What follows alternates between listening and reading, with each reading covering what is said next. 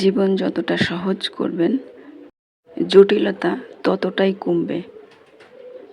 যখন আপনি বাহ্যিক চাকচিক্যর মোহ ত্যাগ করবেন, তখন দেখবেন আপনার ভেতরের জগৎটা কত উজ্জ্বল এবং সুন্দর। আসসালামু আলাইকুম। কাছে এবং দূরে যেখান থেকে আমার ভিডিওটি দেখছেন, আশা করি সকলে ভালো আছেন। আজও একটি নতুন ব্লগ ভিডিওতে আপনাদের জানাই অনেক অনেক স্বাগতম। আমি রোজানুর যশোর থেকে বলতেছি। ভিডিও শুরু থেকেই আমার আপুদের কাছে একটা লাইক চেয়ে নিচ্ছি। আশা করি একটা লাইক দিয়ে সম্পূর্ণ ভিডিওটি দেখবেন। ভিডিওটি দেখতে থাকেন, আশা করি ভালো লাগবে।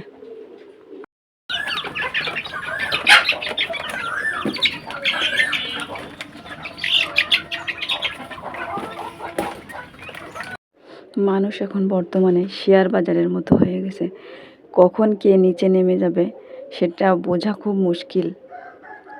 মিথ্যা এবং সত্যের গতি যত দ্রুতই হোক না কেন, লক্ষ্যের কাছে কিন্তু সত্যটাই পৌঁছায়। সত্যের জয় সবসময়ই হয়। এখানে দেখেন, আমি মুরগিগুলাকে, ছোট বাচ্চা কয়টাকে খেতে দিয়ে দিলাম। এখন বড় মুরগিগুলো কয়টারে খেতে দিয়ে দিচ্ছি। এখানে কুড়া দিয়ে, ভুসি দিয়ে, আর কিছু ভাতের মাড় আর কিছু ঠান্ডা ভাত ছিল, সেটা দিয়ে আর কি মাখিয়ে দিচ্ছি। এটা এভাবে ওরা খায় আর কি, সকাল বিকাল 2 বার করে খেতে দিই। আর দুপুরবেলা কাঁচা ঘাস খাই, এতে একটু খরচ কম হয়। আমরা বাড়িতে বসেই কিন্তু মেয়েরা অনেক টাকাই ইনকাম করতে পারি মাস শেষে। আমাদের গ্রামের মেয়েদের তো মনে করেন হাঁস মুরগি পেলেই আমাদের হাত খরচ চালাইতে হয়, এবং সংসারেও আমরা অনেক সাহায্য করতে পারি এইভাবে বসে না থেকে। আসলে পরিশ্রম করলেই আসলে সফলতা আসে। হয়তো বা একটু দেরি হয়, কিন্তু পরিশ্রম কখনো ঠকায় না। আর পরিশ্রমের পাশাপাশি মানুষের আসলে বুদ্ধিরও প্রয়োজন। শুধু পরিশ্রম করলেই আসলে সফলতা অর্জন করা যায় না। পরিশ্রমের পাশাপাশি বুদ্ধিরও প্রয়োজন। বুদ্ধি থাকলে আসলে অল্প থেকে অনেক কিছু করা যায়। এখানে আমি এই যে 4টা ডিম উঠাই নিলাম, আবার বিকালে পারে কিনা দেখি। সকালের এই ডিমটা আর কি এখন অনেকটাই বাজে। গতকালকের ডিম ছিল সেই ডিম, আর এই যে এই কয়টা হচ্ছে 4 দিনের ডিম। মাশাআল্লাহ ভালোই মুরগিতে ডিম পাড়ে। এখন মুরগিগুলাকে বেরিয়ে গেছিলো, এখন ঘরের ভিতরে এবার ঢুকিয়ে দিচ্ছি। যে ভিডিওর কোথাও ভুল ত্রুটি হয়ে থাকলে ক্ষমা সুন্দর দৃষ্টিতে দেখবেন। আর কোথাও এক বিন্দু ভালো লেগে থাকলে একটা লাইক দিয়ে চ্যানেলটি সাবস্ক্রাইব করে আমার পাশে থেকে যেতে পারেন। এত পরিমাণে গরম পড়ছে যে আর সহ্য করা যাচ্ছে না। যাই হোক, আল্লাহ আসলে সহ্যের বাহিরে, আল্লাহ কারোর উপরে কোনো কিছু চাপিয়ে দেয় না। যাই হোক, ওই কথাটা বলা আমাদের ভুল। যে যতটা ধৈর্য ধারণ করতে পারবে আল্লাহ ঠিক তার উপরে ততটাই চাপায়, এর বেশি না।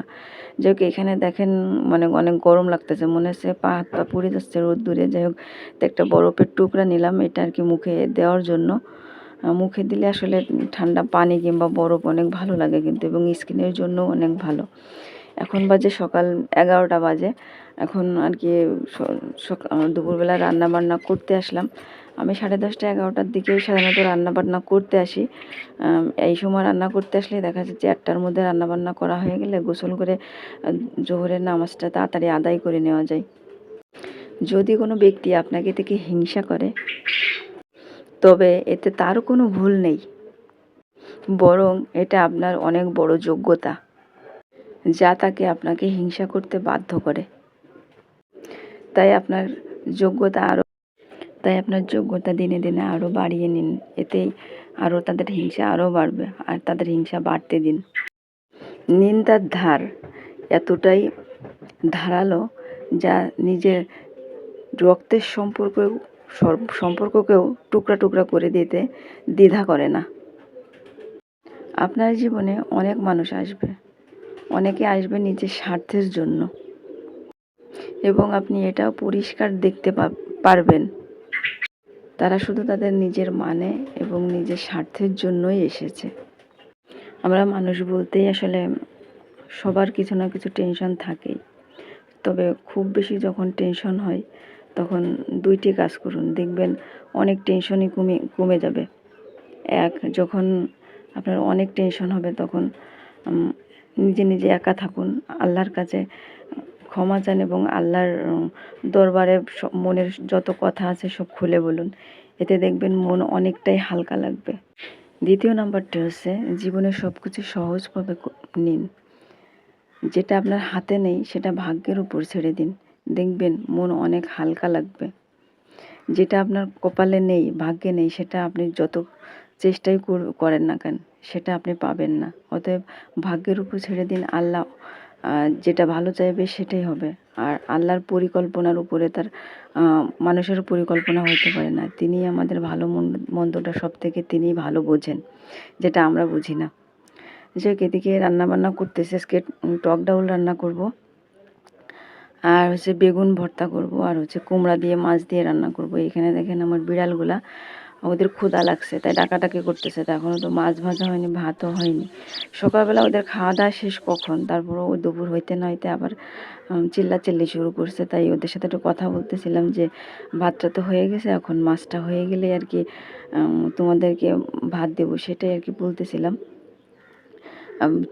কাঠের চুলার আগুনে আসলে বেগুন পুড়িয়ে খেতে কিন্তু অনেক টেস্ট লাগে। গ্যাসের চুলায় বেগুন পুড়িয়ে খেতে জানি আমার কাছে কেমন একটা গন্ধ লাগে। অনেকের কাছে ভালো লাগে কিন্তু আমার কাছে তেমন একটা ভালো লাগে না। যাই হোক, এখন সবজি কটা কেটে নিব, কেটে নিয়ে তারপর হচ্ছে ভাতটা প্রায় হয়ে গেছে, ভাতটাও নামিয়ে নেব। তারপর হচ্ছে আগে ডাউলটা বসাবো, তারপর অন্যান্য কাজ করব।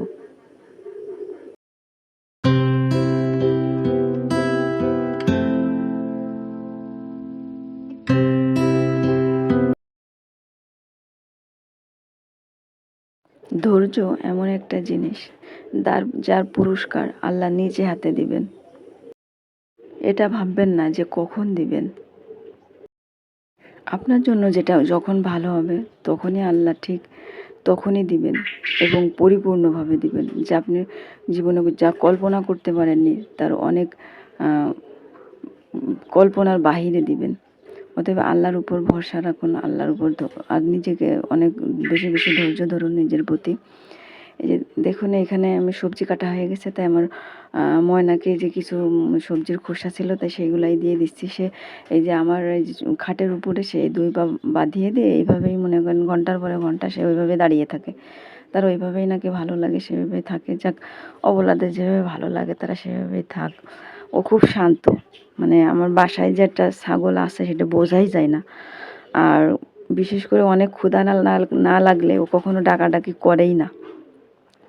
আর প্রস্রাব পায়খানা সে বাহিরে যেয়ে করে, কখনো ঘরের ভিতরে কখনো কোনো প্রস্রাব পায়খানা করে না। এখানে দেখেন আমি হচ্ছে ডিম দিয়ে আর হচ্ছে মিষ্টি কুমড়া দিয়ে রান্না করব, সাথে 2 পিস মাছও দিব, তাই ডিমটা ভেজে নিলাম। যাই হোক, ভিডিওর অনেক বক করে ফেললাম ভিডিওতে। যাই হোক, কোথাও ভুল ত্রুটি হয়ে থাকলে ক্ষমা সুন্দর দৃষ্টিতে দেখবেন। আর একটা করে লাইক দিবেন এবং আমাকে নতুন আসলে কমেন্ট করবেন। একটা লাইক দিলে এবং সুন্দর সুন্দর কমেন্ট করলে আসলে সামনের দিনে ভিডিও বানানোর অনেক উৎসাহ জাগে। আপনাদের একটা লাইক, একটা কমেন্ট আসলে আমরা যারা ভিডিও বানাই তাদের কাছে অনেক মূল্যবান। যেটা হয়তো বা যারা ভিডিও তৈরি করে না তারা বুঝবে না যে একটা ভিডিও তৈরি করতে আসলে কত পরিশ্রম দিতে হয় এবং কতটা ধৈর্য ধরতে হয়। ভিডিও করতে গেলে কিন্তু একটা কাজ করতে গেলে অনেক সময় লাগে। আর